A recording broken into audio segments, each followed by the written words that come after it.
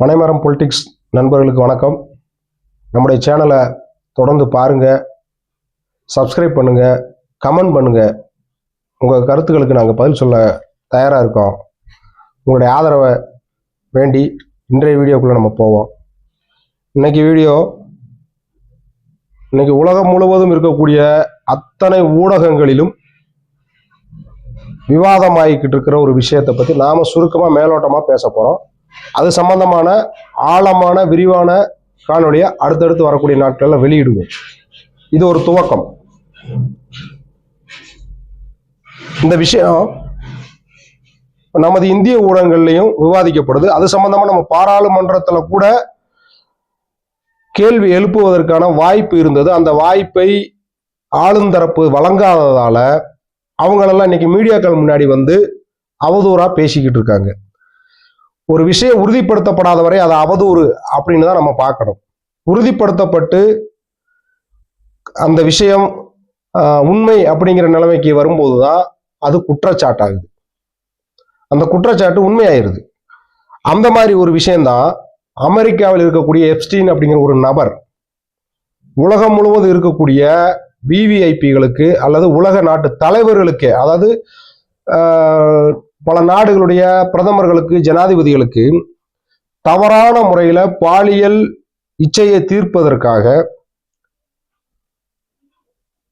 சிறு வயது பெண்களை சப்ளை செய்த ஒரு சப்ளையரா பார்க்கப்படுறாரு. அது சம்பந்தமா ஒரு ஃபைல் இன்னைக்கு உலகம் முழுவதும் உலா வருது. அது இணையதளங்கள்ல, சமூக ஊடகங்கள்ல எல்லாம் வருது.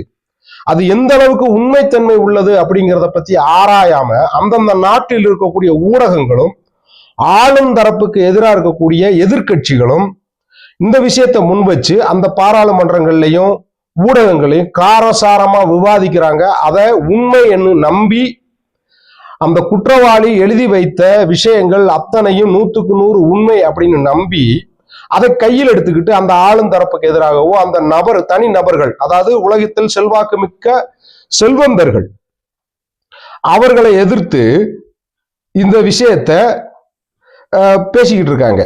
அந்த அடிப்படையில தான் அந்த ஃபைல்ல குறிப்பிடப்பட்டிருக்கக்கூடிய பெயர்கள் இன்னைக்கு அமெரிக்க ஜனாதிபதியா இருக்கக்கூடிய ட்ரம்ப், உலக பணக்காரர்கள் ஒருவராக இருக்கக்கூடிய பில்கேட்ஸ், ஏன் நம்ம இந்திய பிரதமராக இருக்கக்கூடிய மோடிய வரைக்கும் அந்த ஃபைலில் அவருடைய பெயர் இருக்கிறது அப்படின்னு எதிர்கட்சிகள் நம்பி இந்த விஷயத்த விவாதிக்கணும், இதுக்கு பிரதமர் பதில் சொல்லணும் அப்படிங்கிற அளவுக்கு பாராளுமன்றத்தில் சர்ச்சையாச்சு.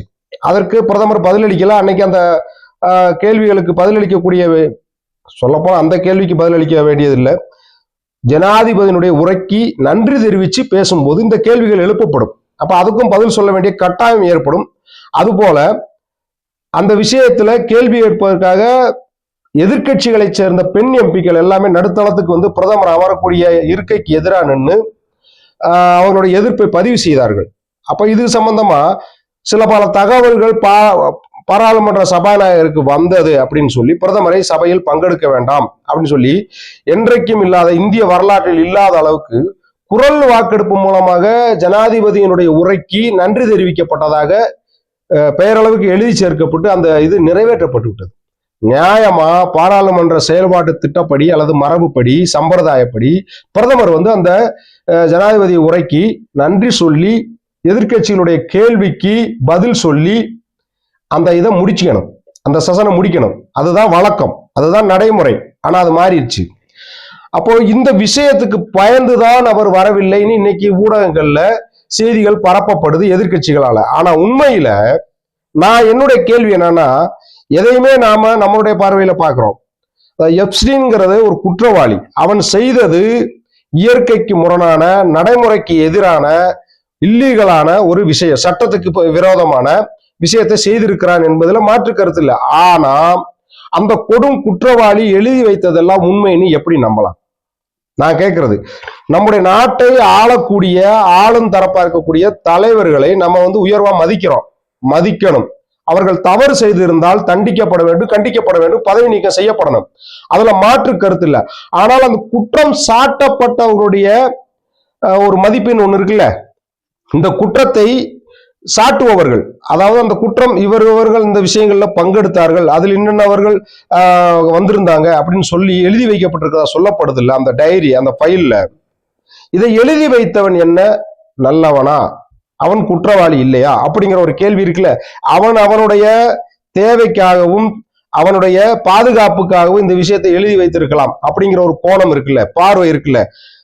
எதையுமே அந்த, அதாவது ஒரு விஷயத்த ஒரு மாமனிதர் சொன்னால் அதை அப்படியே ஏத்துக்கிறோம், ஒரு அரசியல் தலைவர் சொன்னா அதை பத்தி விவாதிச்சு ஏத்துக்கிறோம்.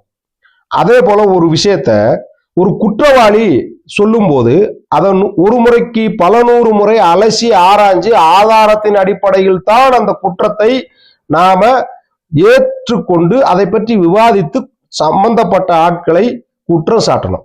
அதுதான் உண்மை. ஏன்னா குற்றம் சாட்டுபவன் நேர்மையானவன் இல்லை, அதுதான் இங்க முக்கியம். நான் இந்த விஷயத்தை இன்னாருக்காக இந்த சமயத்தில் செய்தேன் அப்படின்னு சொல்லுவது என்பது எந்த ஆதாரமும் இல்லாம சொல்றது.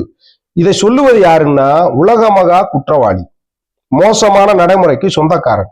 அவனுடைய நடத்தைக்கு இன்னைக்கு அமெரிக்கா முழுவதும் இந்த விஷயத்த மிக காரசாரமா விவாதிச்சுக்கிட்டு இருக்கு. அது போல அந்த ஃபைலில் பெயர் இருக்கு அப்படின்னு சந்தேகிக்கக்கூடிய இன்னும் பல பேர்களுடைய பெயர் வெளி வர வேண்டி இருக்கு. அந்த ஃபைல் என்ன சொல்லப்படுது, வெளியிடப்படாமல் இருப்பதற்கான ரகசியமான முறையில பாதுகாக்கப்பட்டிருக்கிறது அப்படின்னு சொல்லப்படுது. அப்ப முழுமையான ஃபைல் வெளிவந்த இன்னும் பல நாட்டு தலைவர்களுடைய பெயர்கள் சீர்கெடும், தலை உருளும் அப்படின்னு சொல்லப்படுது.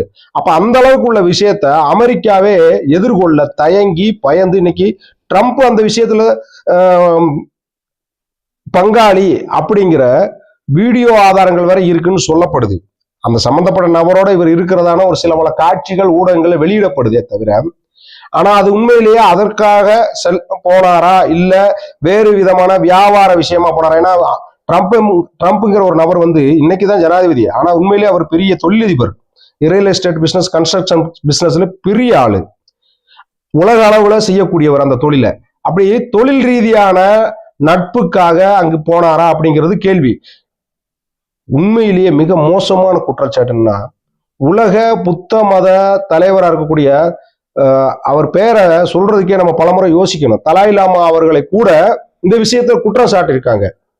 அவருடைய பெயரும் இந்த சிறார் பாலியல் வன்கொடுமை விஷயத்துல சேர்க்கப்பட்டிருக்கு. அதாவது சேர்க்கப்பட்டிருக்குன்னா சொல்லப்படுது, சந்தேகத்தின் அடிப்படையில் சொல்லப்படுது. அப்ப அவர் இன்னைக்கு ஊடகத்துல என்ன சொல்லிருக்காரு, நான் இது சம்பந்தமா போகவும் இல்லை பார்க்கவும் இல்லை, எனக்கு அது சம்பந்தம் இல்லை, நான் இருக்கிற இடத்த விட்டு எங்கேயுமே போகல, நான் இங்கேயே தான் இருக்கிறேன். அவர் இந்தியாவில் அதாவது திபெத்தை சீனா ஆக்கிரமித்த பிறகு அவர் இந்தியாவில் தான் இருக்கிறாரு. இமாச்சல பிரதேசத்தில் கூட தர்மசாலாவில் இருக்கிறாரு, அவருடைய ஆசிரமத்தில் இருக்கிறாரு. அவர் வெளிநாடுகளுக்கு பெரும்பாலும் யாத்திரை செய்வதே இல்லை. அப்படிப்பட்ட ஒரு முற்றும் துறந்த முனிவரையும் இந்த பாலியல் குற்றத்துல அவரும் இருக்கிறாருன்னு சொல்லப்படுது. இதுல இருந்தே நாம புரிஞ்சுக்கணும், இந்த எப்ஸ்டீன் அப்படிங்கிற நபர் சம்பந்தப்பட்ட ஃபைல், அதில் குற்றம் சாட்டப்பட்டிருக்கக்கூடிய அல்லது சேர்க்கப்பட்டிருக்கக்கூடிய பெயர்கள் எல்லாமே போலியானவை. இது ஏதோ திட்டத்திற்காக நோக்கத்திற்காக வேண்டுமென்றே இந்த இது கசிய விடப்படுகிறது உலக அளவில். அந்த நாட்டு தலைவர்களுக்கு அங்க உள்நாட்டுல அவருடைய பெயர் கெடணும், அது சம்பந்தமா அந்த நாட்டினுடைய அரசியல் ஸ்திரத்தன்மை சீரழியணும், சீர்கடணும் அப்படிங்கிற நோக்கத்தால் வெளியிடப்படுதோ அப்படிங்கிற ஒரு பார்வை எனக்கு இருக்கு. ஊடகங்களுக்கு இருக்கா, இல்ல அந்த நாட்டில் இருக்கக்கூடிய புலனாய்வு அமைப்புகளுக்கு இருக்கா, அரசுகளுக்கு இருக்காங்கிறது கேள்வி. அது வரக்கூடிய நாட்கள்ல வெளிப்படும், விசாரணை அமைப்புகளால வெளிக்கொண்டு வரப்படும் நம்புறேன். ஆனா ஒரு குற்றவாளி தான் பதுக்கி வைத்திருக்கக்கூடிய டைரியில எழுதி வைத்திருக்கக்கூடிய விஷயங்கள் அத்தனையும் உண்மை அப்படின்னு நம்பி அதை பாராளுமன்றத்தில் கேள்வியை எழுப்புவது என்பது எவ்வளவு கேலிக்குரிய விஷயம். நம்ம நாட்டினுடைய பிரதமரையும் தலைவர்களையும் அவமதிப்பது என்பது மிக மோசமான ஒரு முன்னுதாரணம். அப்ப எதை வேணாலும் யார் வேணாலும் எப்படி வேணாலும் பேசலாம் அல்லது யூகபோகமாக சொல்லலாம், அதை வைத்தே ஒரு நபரை பதவியிலிருந்து தூக்கி எறியலாம் அப்படின்னு நினைக்கிறது வெறும் பதவிக்காக இந்த விவாதத்தை கிளப்புவது என்பது மிக மோசமான தவறு, மோசமான செயல். அப்போ இது எதிர்காலத்துல இந்தியாவுடைய பெயரை உலக நாடுகளுக்கு மத்தியில் சீரழிக்கும். ஏன்னா இன்னைக்குதான் இந்த கடந்த 10-11 ஆண்டுகளாத்தான் இந்தியா பொருளாதார அடிப்படையில சீரான வளர்ச்சியில போய்கிட்டு இருக்கு. புதிய புதிய தொழில்கள் வருது, போக்குவரத்து துறையில மிகப்பெரிய மாற்றம் ஏற்பட்டிருக்கு. அது மாதிரி ராணுவ தளவாட உற்பத்தி, ராணுவ தளவாடங்களை புதுப்பிக்கிறது, அது மாதிரி விண்வெளி ஆராய்ச்சிகள், இப்படி பல விஷயங்களை இந்தியா அடுத்தடுத்த மைல்கல்ல எட்டிக்கிட்டு இருக்கு. அப்படிப்பட்ட சமயத்துல வேண்டும் என்று உலக நாடுகளுடைய சதித்திட்டத்திற்கு உள்ளாகி இந்த விஷயத்துல பிரதமர் மோடியுடைய பெயரும் சேர்க்கப்பட்டிருக்கிறது. அது உண்மை இல்லை, இது யாரும் பார்க்கல, இது ஒரு யூகம், வதந்தி, ரூமர். அதை வைத்துக் கொண்டு பாராளுமன்றத்தில் பெண் எம்பிக்களை வச்சு பிரதமரை அவமானப்படுத்துவதற்காக, சிறுமைப்படுத்துவதற்கான திட்டங்கள் செயலாக்கப்படுது எதிர்கட்சிகளால. அப்ப இவருடைய நோக்கம் இந்தியாவுடைய வளர்ச்சியை தடுப்பதுதான். பிரதமர் மோடி என்ற தனிநபரை கொச்சைப்படுத்துவது ஒரு பக்கம் இருந்தாலும் நாட்டினுடைய வளர்ச்சிக்கு முட்டுக்கட்டை போடுவது. யாருக்கு இந்த வளர்ச்சி பிரச்சனையா இருக்குன்னா, நமக்கு எதிரான அணியில் இருக்கக்கூடிய நாடுகளுக்கு, குறிப்பா பாகிஸ்தான் போன்ற நாடுகளுக்கு, சீனா போன்ற நாடுகளுக்கு இந்தியாவுடைய வளர்ச்சி வேகம் அவங்களுக்கு ஒரு பெரிய பிரச்சனையா இருக்கு, தடையா இருக்கு. அதை தடுப்பதற்காகத்தான் இந்த மாதிரியான விஷயங்கள்ல வேண்டுமென்றே பிரதமர் மோடியினுடைய பெயர் இழுக்கப்படுகிறது. இதை புரிந்து கொள்ளாத எதிர்கட்சிகளை பத்தி நம்ம என்ன சொல்றது? அவங்கள பார்த்து பரிதாபமா சிரிக்கத்தான் முடியும். உண்மைத்தன்மையை விசாரித்து அறிந்து தெளிவுபடுத்தி அதற்கப்புறம் குற்றம் சாட்டணும். ஏன்னா இது சாதாரண குற்றம் இல்லை, ஒரு சாதாரண வழியில போறவனை குற்றம் சொல்வது போல இல்ல.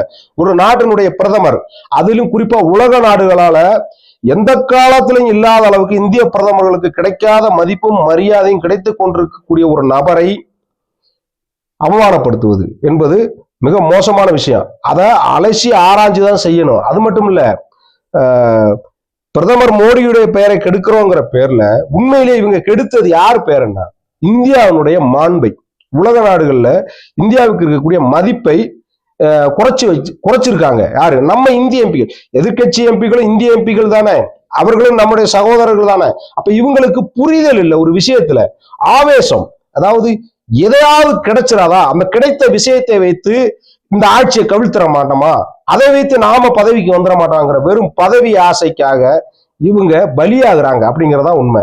அதனால எதிர்கட்சிகள் எந்த ஒரு விஷயத்தை பார்லிமெண்ட்ல எழுப்பினாலும் சரி, மக்கள் மன்றத்துல எழுப்பினாலும் சரி, ஊடகங்களுக்கு முன்னாடி எழுப்பினாலும் சரி, தகுந்த ஆதாரங்களோட தரவுகளோட தான் பேசணும். ஒரு பதவியில இருக்கோம் அப்படிங்கிறதுக்காக நாம எதை சொன்னாலும் மக்கள் நம்புவார்கள் நினைக்கிறது அடி முட்டாள்தனம். இன்னைக்கு உலகம் அப்படி இல்லை, உள்ளங்கையில் உலகம் இருக்கிறது.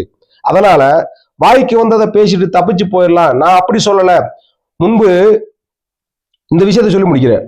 முன்பு ஒரு காலத்தில் பத்திரிகை ஊடகங்கள் மட்டும்தான் இருந்தது, அதாவது அச்சு ஊடகங்கள் மட்டும்தான் இருந்தது, காட்சி ஊடகங்கள் இல்லை, பதிவு செய்து வெளியிடக்கூடிய ஊடகங்கள் இல்லை. அதனால அரசியல் தலைவர்கள் வாய்க்கு வந்ததை அந்த பத்திரிகையாளர்கள் முன்னாடி சொல்லுவாங்க. மறுநாள் அது பத்திரிகைகள் அச்சடிச்சு மக்கள் கைகளுக்கு போகும்போது என்ன செய்வாங்க தெரியுமா? திரும்ப அந்த பத்திரிகைகளுக்கு மறுப்பு அறிக்கை ஒண்ணு, நான் சொல்வது திருத்தி வெளியிடப்பட்டிருக்கிறது, நான் அந்த அர்த்தத்தில் சொல்லவில்லை, நான் அப்படி நினைக்கவில்லை, நீங்கள் மறுப்பு தெரிவிக்க வேண்டும் அப்படின்னு ஒரு கருத்தை அனுப்புவாங்க. கட்சியில இருந்தோ இல்ல அரசு சார்பாகவோ அவங்க மறுப்பு அறிக்கையை வெளியிடுவாங்க.